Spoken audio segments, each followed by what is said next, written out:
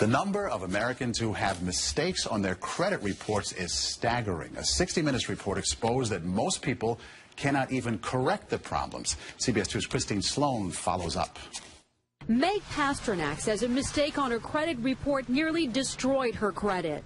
We had to present so much documentation to say this wasn't ours, and then we still had to pay something to get rid of it. Pasternak says it took months to resolve the problem. You feel kind of helpless because they got you under the gun if you need to get a new car or a house or for anything. Pasternak is not alone in her frustration. A new government study finds up to 40 million Americans have mistakes on their credit reports. But an investigation by Steve Croft on 60 Minutes finds most people get nowhere trying to correct an error. Ohio's Attorney General tells Croft that is a clear violation of a federal law. The federal law says that if you believe that there is a mistake, you can go to them and they have an obligation to do a reasonable investigation.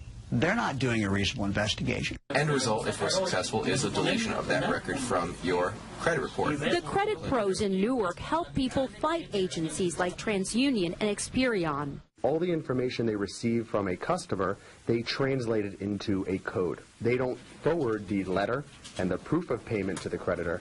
They just forward the 3-digit code. So the best way to protect yourself? Go directly to the creditor rather than going to the credit bureau themselves. Another good habit to get into, check your credit report periodically to make sure there are no changes.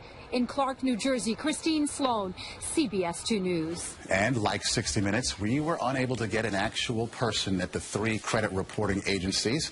60 Minutes was referred to the spokesperson for the agencies, who provided a statement citing an industry-sponsored survey that showed 90